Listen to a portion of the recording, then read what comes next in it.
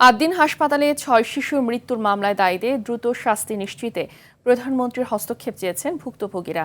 রাজধানীর রমনা থানায় জবানবন্দি প্রদান শেষে এ দাবি জানান তারা। এদিকে স্বরাষ্ট্রমন্ত্রী বলেছেন, শিশুদের ময়না তদন্ত না হওয়ায় ফায়দা নিতে পারে আসামিপক্ষ।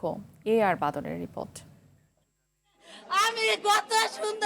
গত ২৭ মে মগবাজারে আদ্দিন হাসপাতালে কর্তৃপক্ষের গাফিলতির বলি হয় ৬ নবজাতক।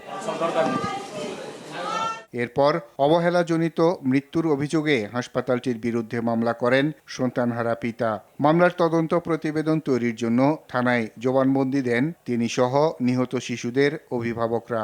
তাদেরকে একটা পরিকল্পিতভাবে হত্যা করেছে ওরা। মাননীয় প্রধানমন্ত্রী জনাব তারেক রহমান সাহেব এটা সুষ্ঠু তদন্ত করে বিচারের আওতায় আনবেন তাদেরকে। সচিবালয়ে স্বরাষ্ট্রমন্ত্রী জানান, ময়নাতদন্ত না করা এ মামলার ভবিষ্যৎ দুর্বলতা। পোস্টমর্টম ছাড়া যদি কোনো মামলা হয়, বিচার কাজের এক পর্যায়ে এটার বেনিফিটটা আসামি পক্ষ পেয়ে থাকে, তো সেই জন্য পোস্টমর্টম করে ফেলা উচিত। আর বাদল, RTV, ঢাকা।